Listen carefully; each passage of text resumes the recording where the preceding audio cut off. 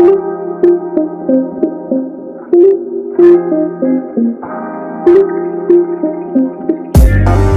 everyone, welcome to Started Up, a podcast brought to you by Accelerate Me. My name is Hussein Janmohamed. And my name is Lawati, and we're your hosts for the podcast. If you don't already know about us, Accelerate Me is a leading student startup accelerator in the UK. And now, on top of that, we're launching this podcast, Start It Up, the hub for everything you need to know about entrepreneurship. We're very excited to have an amazing guest joining us today that we hope will inspire you the same way that he inspires us. Today we have the legendary Michelangelo Pagliara, who is in the top 50 worldwide writers in venture capital. And as well as that, he is the co-founder of Trop Origins, established in 2016, which later on developed to being TropX, a startup he established and co-founded at such a young age. So, everybody, here's Michelangelo. Thank you so much for joining us today. We're very glad to have you on our podcast. Could you start off by telling us a little bit about yourself? Great. That was an amazing introduction. Legendary. I don't know about that yet, but definitely working towards it. So thank you, Lamis and Hussein, for having me on board as a first guest. So yeah, I can give you a general introduction about myself. As you can see from my name, Michelangelo. So I'm half Italian, but I'm also half Norwegian. I had the chance to live across Europe. I'm currently located in Berlin, where I'm working in the venture capital space. As you mentioned, I started my own company, which I did back in high school. I had the fortunate event to have high school as a course. In high school, I had a course about entrepreneurship, and there I started a youth company, and I was super passionate about doing that. And then by the year end, I said to myself, it was nice to have a youth company, but, let's actually start a company. So that's what I did with some of my best friends. We did that for a couple of years, and I also went abroad for studies. I studied in the Netherlands, studied international business. So I was flying back and forth from the Netherlands to Oslo, where we had our company. It was amazing. And I would say I had a quite different university experience than let's say the normal student. I think we can definitely deep dive into that. That's a bit about me, and I think there's a lot of things to address. Okay, so we wanted to start just by talking about Samsung Next, because that seems to be the most recent thing on your on the things that you're doing. So let's start off with that. Could you explain to us what Samsung Next is, and what exactly it does, what your role in it is? Because, for example, I didn't know what Samsung Next was before, but when I looked into it, I'm so fascinated and I'm so surprised that I didn't know about this. So tell us about all of that exciting stuff. Super. So that's the reason why I'm here in Berlin. I actually started working as an intern at the investment firm called Samsung Next, which is the innovation hub of Samsung Electronics, as we all know about. Samsung Next is special because it tries to complement the hardware. Samsung is super hard in hardware. Samsung Next's role is to help innovate Samsung in terms of software through investments, through M&A activities, and also partnership with startups specifically. So I'm part of the Samsung Next team in Europe, here in Berlin. So we're looking for the European ecosystem of startups. We're looking into everything, so early stage until later stage, Series B and so forth. So what is interesting about Europe specifically is that we're looking to something called media tech, everything into media technology, and specifically synthetic media. Since synthetic media is everything which is modified by AI or media created by AI. So that's something we are going deep into and super interesting. So yeah, in a nutshell, Samsung Next is the innovation and a corporate venture arm of Samsung Electronics. We have branches throughout the world: San Francisco, New York, Tel Aviv, Korea, and so forth. So it's been quite a ride. I've been here just for 2 months, so still early in my journey here, but definitely an excited place to be at such a young age.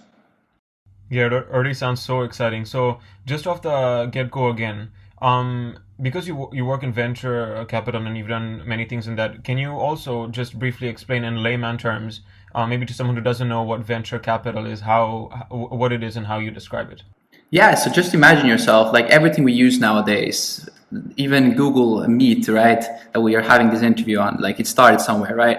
So just imagine, like, where can a when you have an idea, let's say for Google or Facebook, whatever things that we're using on a daily basis, where are they going in order to grow this idea, right? You need a lot of stuff to start with, not just having an office or building your marketing. There's a lot more that needs to be done.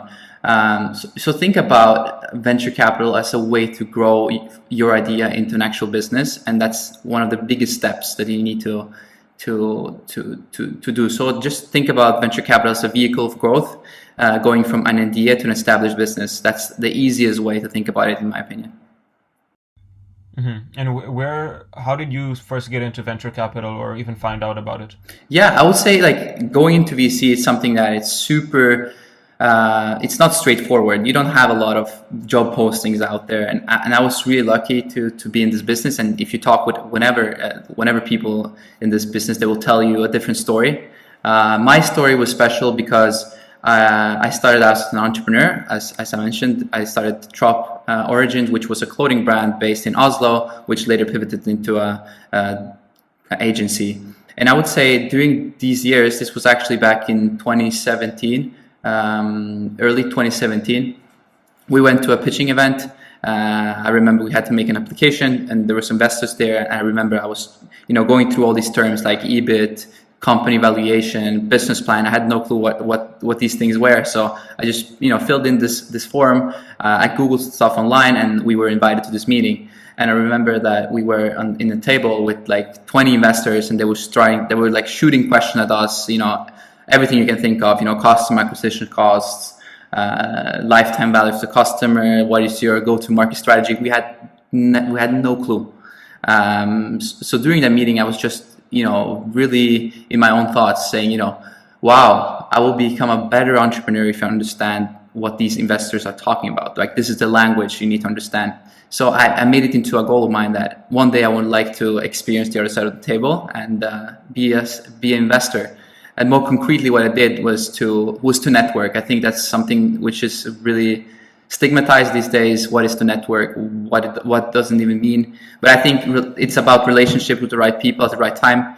And I was lucky enough during university to meet the right people and also at the right time. I started actually a venture capital society at campus, and we were invited by a venture capital firm to just attend an open house day just to talk with them what venture capital was, right? So I was invited there, and during the summer, from my first to the second year, I just kept in contact with them, just talked about life, to be honest. I just built a relationship, and when I felt the time was right, I asked if they were looking for interns, and they weren't, but I was considered for a position because I knew them and we had a great relationship. And, that took me to my first venture capital internship in Rotterdam last year, and now this is my second one here in Berlin.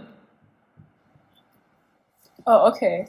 So moving on to talking about your university experience, which you mentioned when you introduced yourself. So what is the one thing you wish you knew when you were a student at the beginning of your time at university? So what is the advice you'd give yourself then? Yeah, that's a great question. Back then, I would say I had crazy ambition, first and foremost. So I expected stuff to happen overnight. I think many of us have inflated expectations what college is all about, or university, whatever you want to call it. For me, it was like I will go in there and I will be great in everything. Like, I will be the best social person in the world. I will go to all the parties. I will get to know all the people, and as well as that, I will start my own company, and as well as that, also get the best grades. But what I realized is that energy and time and social life are three different pillars, and you cannot really be the best in all of these things. So you have to prioritize, and I couldn't prioritize. As I told you, I flew from Rotterdam to Norway on a monthly basis to work on my startup, and I was constantly thinking about my startup. And at the same time, I wanted to do well at school, and I have to be honest, I failed a lot of exams the first year or two in university. Not many people know about that, but a hidden fact is that you cannot be exceptional in everything, and many people try to hide it and say, I'm doing great in everything, but I think it's a lie, and I think you have to prioritize your time right, and I wish I knew that, because then I would have spared a lot of expectations.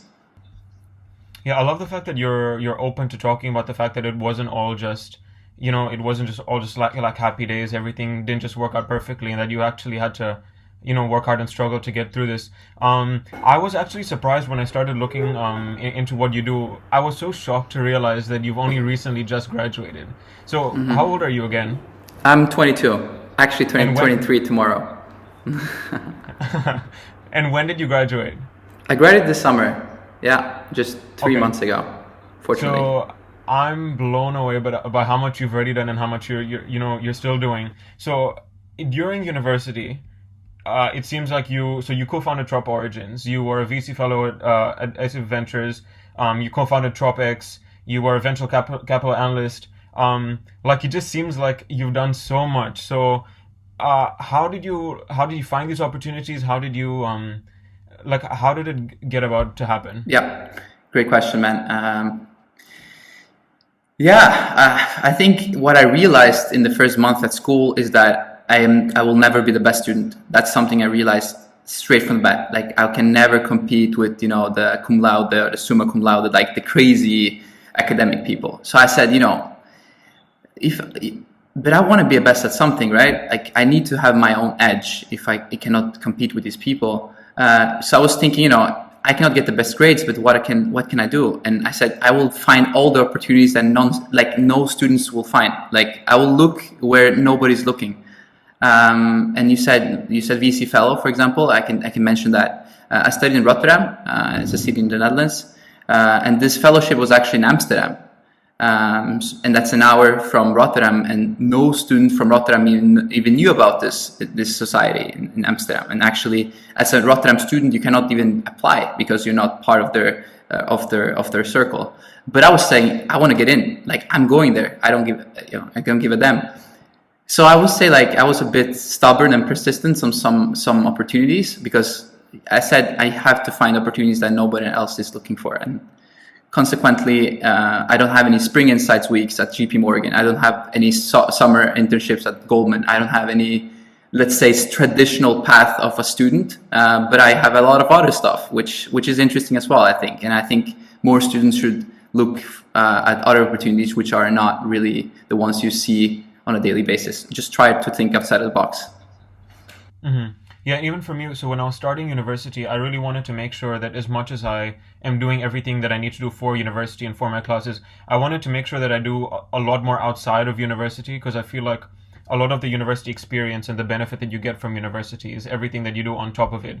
And at the moment, I feel like I'm doing quite a lot, but especially at the start, it felt like I wouldn't be able to find opportunities, or it felt like, am I really doing what I'm passionate about? Am I, why am I not finding things? And then I realized it just happens organically. So did you have any experiences at the start where you were maybe uncertain, where you were unsure where you were going, and where you had those feelings? 100%. I can mention straight away that we had a really tough exam season I think it was in October. So just a month after I started university back in 2017, October, we had our first midterms, and a lot of first year students decided not to enter societies or entrepreneurial organizations or anything else besides from school. They just wanted to focus on the studies to make sure that they're doing that well. But I was like, no, I wanted to join those associations straight away. So I joined that entrepreneurial association. But I can mention that if that was the right thing to do or not, if I was thinking about it, of course, because during my first exam season, I was doing terribly. I was failing all my courses. And I was not even sure whether I should continue school. I was like, I have my own company. What if I just leave? Nobody will care. However, I was in this entrepreneurial society, right? And I had joined there, and I had this community of people. We actually went to a 3 days community building event.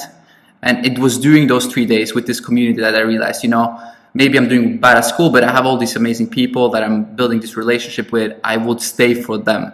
I don't want to drop out of school because I have all these great people and these great relationships I would love to nurture. So in the beginning, it was like I had to prioritize, but my priority were, if things are going bad on some fields, I will try to balance it up with something else, which was in my case this entrepreneurial society with all these amazing people, and that helped me a lot to go through the initial period as well. Okay, so I had a read at your blog, The Untold Story, which talked about your hardships and like your tough times during university. So I can tell you that this was very motivating and touching because it just unraveled a whole like truth, a hidden truth. So could you tell us what was your source of motivation and drive during those tough times? Like what kept you going and how did you manage to push yourself till you reach the place you are in now? Yeah. I can mention, just so the audience will understand, the Untold Story is a framework that I've developed, which is basically, as the title suggests, right? The Untold Story. I think all of us have a story which we haven't told anyone, or we keep it to ourselves. And for me, it was like, I'm not doing well at school. That's something I tried to hide for so long. Not even my closest friend knew about it, in fact. But at a certain point, I would just decide, we should all share our untold stories, because that will just help everyone. Like at the second you start to talk about things that you feel a bit vulnerable, I think that's where the human connection really starts. So for me, and what motivated through the hard times is that I was always aware that it's hard, but it's really important to share those hard times, right? So I had friends which I shared everything with. I said I hide some of them, but I also had these really close connections. I had like 2-3 friends. With them, I could speak about everything.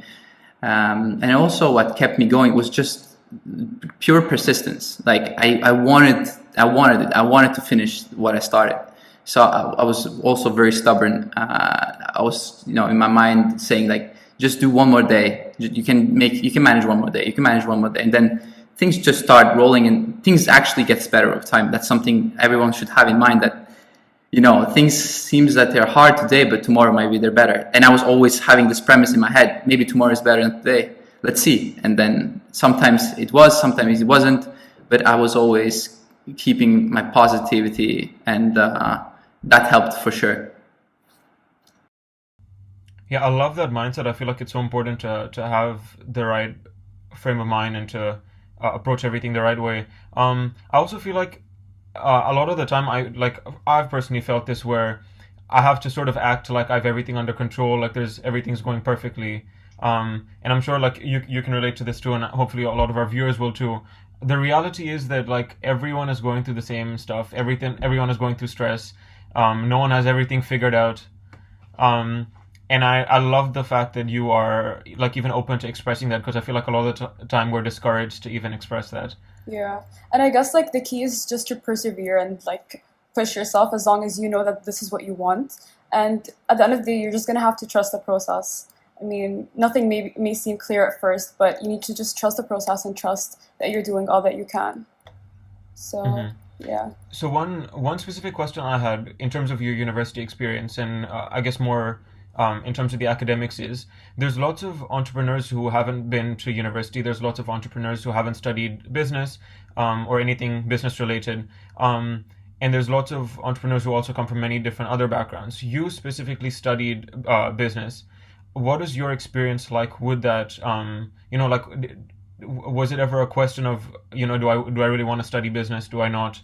Do you feel like you were able to benefit from that? Because for me, so I'm currently on a management program, a business management program. And even I had those questions at the start, like, if I want to get into entrepreneurship, do I really need to study business management? So what is your experience with that? Yeah, first and foremost, I just want to put all the facts to the table, that I think it depends on the person, right? What is best for them. I think everyone should study something that they're passionate about. And for me, I wasn't really passionate about the topic itself, but I was passionate about a lot of other things, which, for example, was to study abroad. That's something I wanted to. Also studying in an international context, which was possible through the program I was enrolled in. I studied international business, and we had 70 different nationalities there. So that was something which drew me to the program.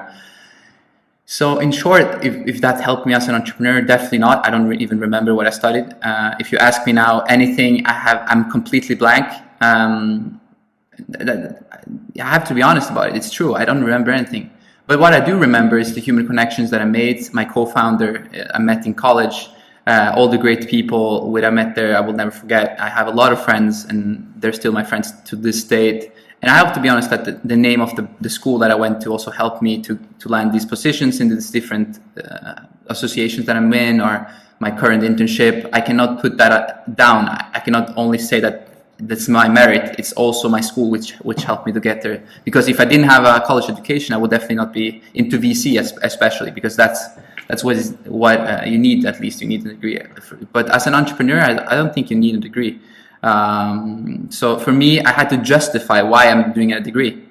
And I would say also that's also one of the reasons I went into VC, because then I said, okay, I can justify that I studied for something, because as an entrepreneur, you don't really need it.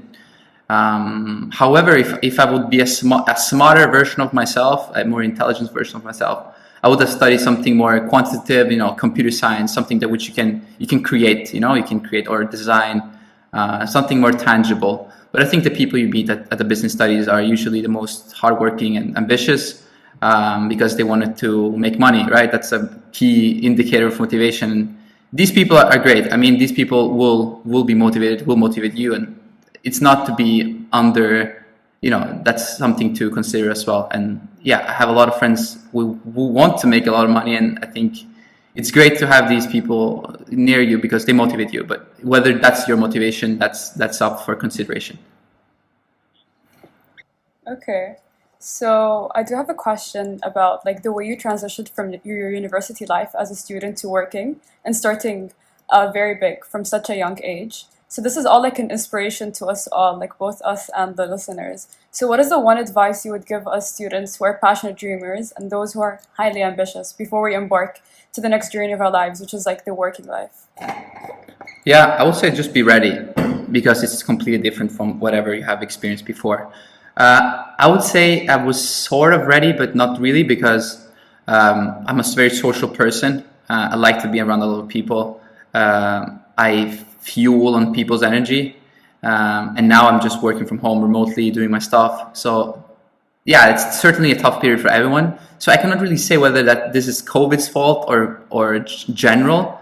However, if you're a person who loves to be around people, you certainly need to find a way to make sure that you get this human connection, because once you start working, maybe you're not in the same town as your university friends and stuff like that. So, but if you are a person which likes to be alone, be a lone wolf, that's also nice. But in general, just be ready for something completely different. And what I would more tangible, something more tangible. I would just want to be clear to the people listening to this. I just graduated from my bachelor's. So I still have the Jolie card. If I maybe do a master's degree to gain back what the social aspect and so forth. So I would actually, encourage people listening to do a gap year and do the working life. Just start and see how it is, and then go back to school if you need it. And because that's always a possibility that you have, instead of finishing school right away and then going into working life. And then if you don't like it, or you see that you want to improve some part of it, you don't have this, let's say, this card that can push you a bit back and make you in the student life. Because I think as a student, it's a perfect way to pivot and find out what you really want to do. And sometimes you don't find out what you really want to do before you're in the working life. And now I actually have all this time thinking, what do I want to do? But you cannot really do it because you work. But as a student, you have this flexibility of always evolving. So it's a very privileged period. That's why I said that's also why I'm almost considering now that my next step should become a student again, because I have all this free time to think about my next steps. But it's really dependent to any person, to be honest. And I think the best way, the number one advice is just start as soon as possible and see if that's something for you. If not, go back to being a student, and take it from there. Now that you just said this, I only just realized that. So your entire time at Samsung Next has been virtually. 100%. COVID. 100%. Oh, wow. Oh gosh. It sucks. Yeah. So you didn't get the full working experience? Not at all, Lemis. And I mean, as a VC, you'd like to go to events. It's a human business. And when you don't have that, especially in a city as Berlin is the place for crazy young people, which likes to have fun and in general just have a good time. And when you don't have that, it just becomes pure work. So I think that's what I said. I cannot really say whether it's my personal experience or experience from everyone, because now it's just a tough time to be working, because human connection is super important, and you don't really get that at the moment. So yeah, it's hard to pinpoint. It is what it is. Yeah, but I completely relate to that, because it's the same for me, where like I love meeting new people, and meeting people and working with people energizes me. So even for me, like not having that, like I really had to figure out how how else to get that back. Now I wanted to talk about your startup. So you co-founded TropX, and could you just start off by just briefly introducing us to what TropX or what Trop Origins, like what exactly it is? Yeah, awesome. So as I said in the beginning, I had a youth company back in high school. I had a chance to start a youth company for a year.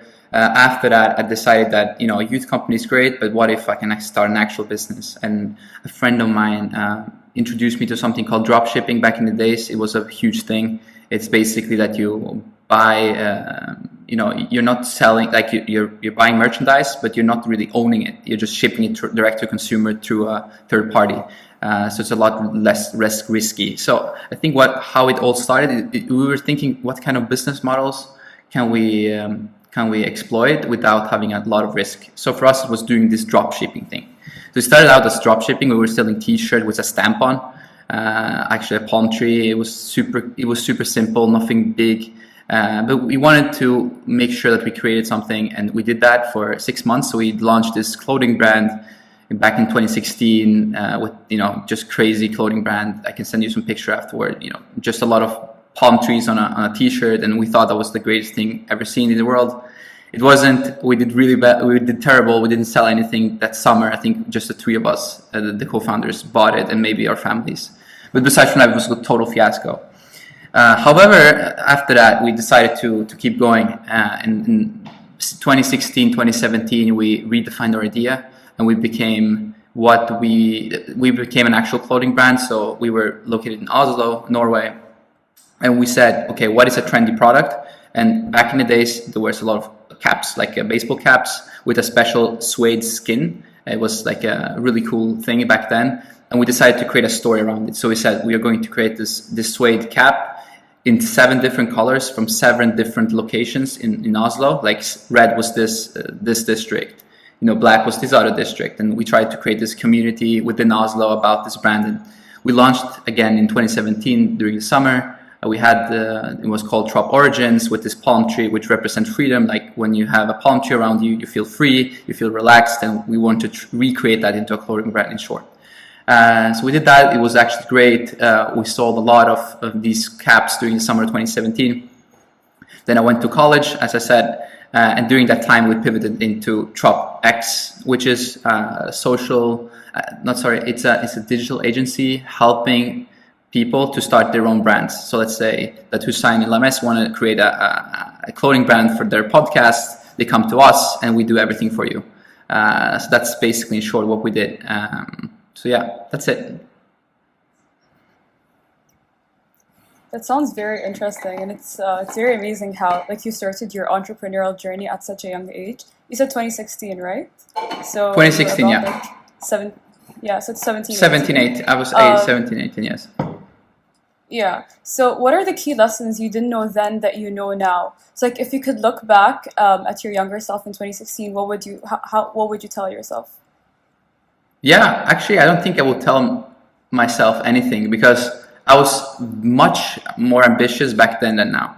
I think when you're young, like really young, and you don't know anything, you tend to be super ambitious, because you haven't seen anything. So the more you see, in my opinion, the more you learn, the more you see, the more, I would say, restricted you are, because you have seen the boundaries. I've seen that some things should be like this. But back then, when I was 18, I was, in high school, everything was, possible. I don't know why.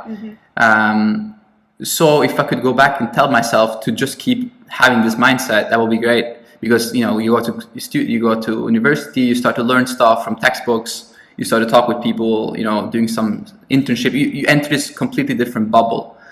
But as an entrepreneur, I think you should always be in this ambitious bubble where, there's no boundaries. So I would tell myself to not create boundaries for myself, to be really ambitious, and not not to conform with what society tells you to do, pretty much. Because I think all these things are relevant when you need to come up with an idea which is different from whatever you see out there already. Yeah.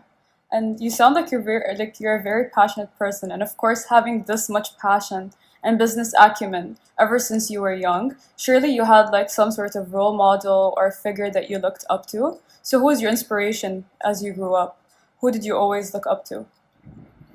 Yeah, I actually grew up from a really creative family. No business background at all. Like my parents are painters. As a kid, we had this creative house in Italy when we had invited artists over the whole world coming. So I was always exposed to different culture and different thoughts. Never anything about business at all. And I think that's the reason why I decided to go into business. It's like, it's super cool to be creative, but it's also cool to become a business person and actually make something out of it. So I would say in general, my main motivations came from being creative. That's something that really helped me. And second, like more a person, I think my grandfather had a great role in my life. He still have a great role in my life. He's really young. 75, and he also had a great, like, seeing what our grandparents went through, in the 40s, in the 50s, in the 60s. That these were real hard times, not now. Now we're just a bunch of weak people laying and watching Netflix. But back then, they were moving around at age 14, sleeping in the streets. And I think that's just motivating to hear. And I think having a relatable person is the greatest motivation. Like, who's Elon Musk for me? Who is Jeff Bezos for me? That I don't have anything to relate with them. So I try to relate with people and idolize people, which are in my very close-knit community. And I think my grandparents, that's for sure, because they had a really tough time during the 50s and so forth. So great people and great stories. Yeah, I love that. It's so nice to hear that. Even for me, I'd say my role models are my parents, my sister. Like, it's when you see how much they do, and when you have that personal connection, I feel like it becomes a lot more relatable, and you can learn so much from them. So if Michelangelo, if you look at everything that you've done, it seems like, maybe from an outside perspective, it seems like you have some sort of like some sort of secret, like something that has allowed you to be able to do all that, like some sort of superpower. But of course, like, no one has like some sort of secret that they have. But if you could give one piece of advice to anyone who wants to, do amazing things, or just wants to, I think, do like how much you've done, what would you tell them? Yeah, I think for me, Hussein, it was never the goal itself to do a lot of things. I think it was just to be honest with myself and find out what I'm good at, and everything it was just a snowball effect, right? You start to do stuff that you're good at, and then it just becomes bigger and bigger. And for me, as I told you, like, I didn't have anything on my CV back in 2016, 17, but from 2017 to 2020, from a CV standpoint, which is never the best way to define people, of course. I mean, I maybe look impressive from the outside, but I think everyone should judge a person from a 10-hour, 20-hour conversation with them, right? So that's something I would also encourage people to do. They look crazy on LinkedIn, but have a conversation with the people. Don't be intimidated by cool logos and nice educations, because humans are different when you meet them. So I would say just don't be intimidated by people that have a lot of experience, because a lot of times there's a story behind it. Try to find out what the story is. And for me, it started out in 2017 during my college years, struggling through school, finding out what I like to do. I love to write articles. I did write articles. I wrote the Untold Stories, but before that, I wrote a lot of articles about failing and stuff like that. And through that, stuff started to happen. I realized I wasn't good at school. I had to find something else. And then, I realized that I maybe can get into VC because grades didn't matter that much.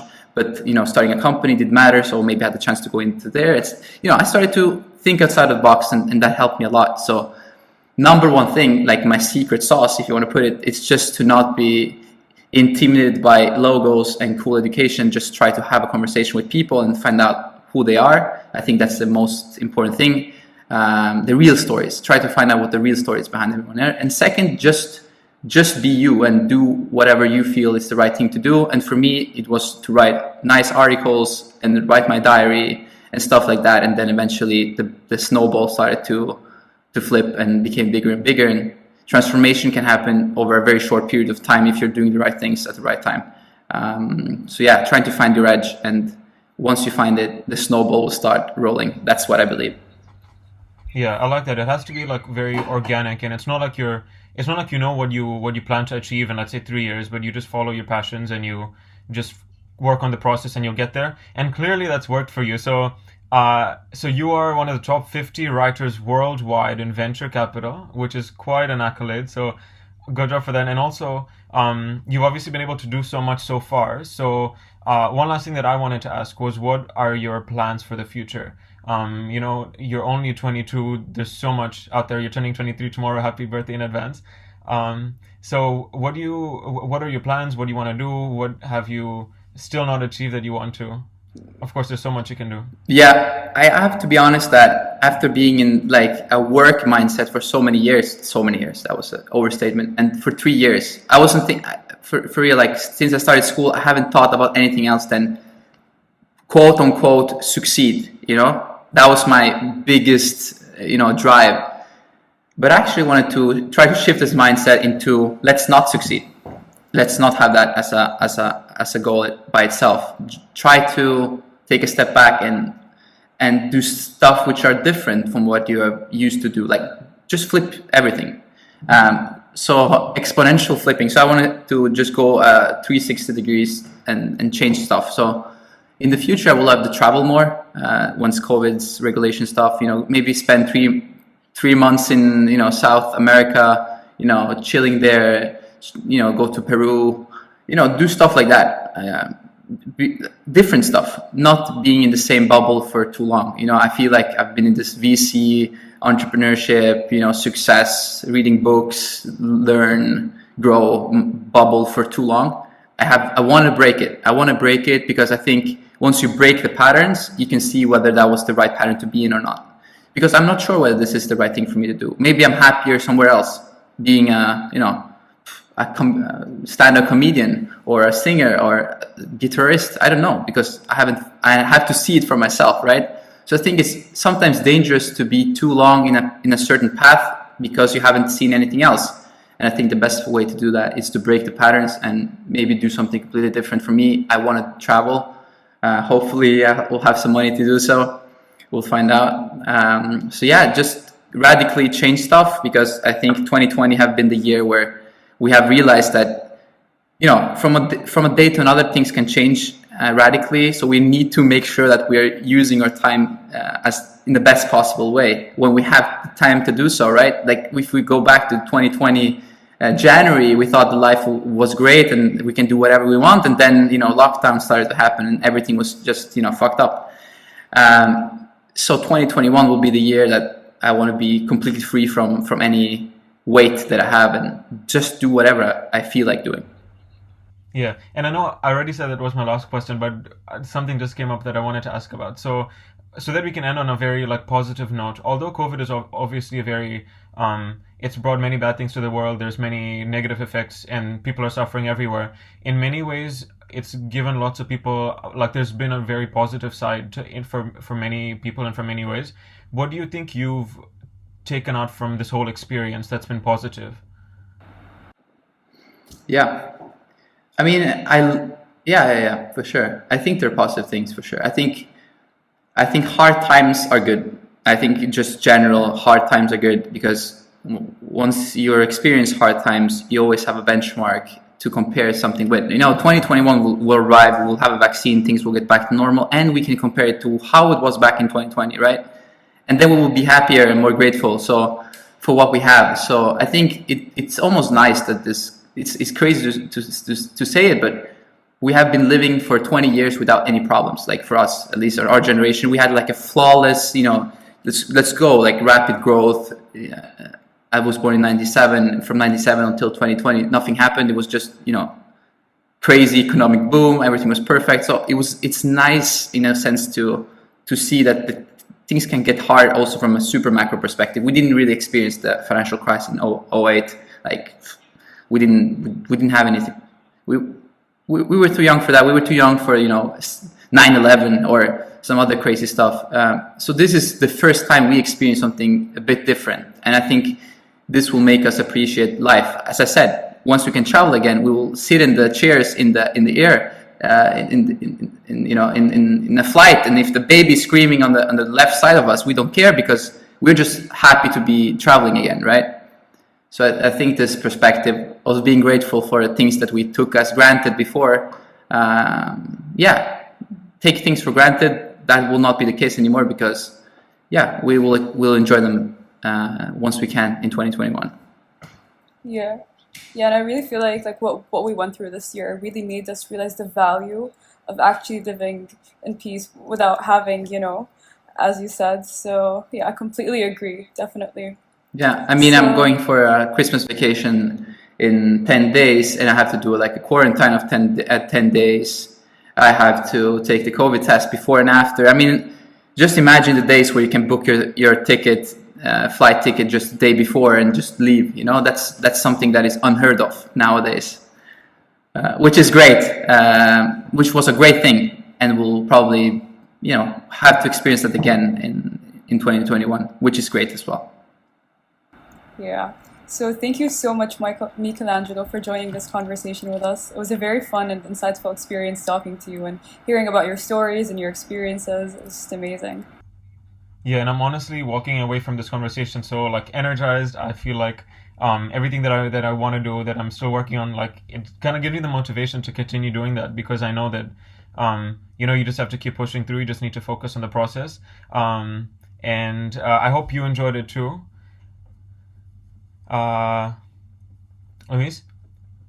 Our viewers and listeners for listening to this podcast, and make sure to stay tuned for more, and make sure to check out our next podcast episode and follow us on all our socials, and also make sure to like, comment, subscribe, and share this podcast. And if you have any suggestions, make sure to feel free and let us know. Thank you, guys. Just before we wrap up, do you have any last thoughts, anything last that you want to say, Michelangelo? Awesome. Yeah, I was saying it. So to everyone just listening, be sure to be honest about stuff that you're doing. If you're going through something really tough, just tell people that you are going through something tough, and be kind to yourself. It's fine. Like even the people with the best LinkedIn profiles went through rough times. So again, life is not a linear path. It's a crazy path. So always remember that. Thank you, guys. I love what you guys are doing. Yeah. Perfect. So I hope you guys enjoyed the conversation as much as we did. And this is what you can expect from Started Up. You can expect incredible visionaries with their incredible stories. I hope you're as excited as we are for the next episodes. So until then, if you have an idea that's been running around in your head, then go and start it up. We'll see you next time. Bye.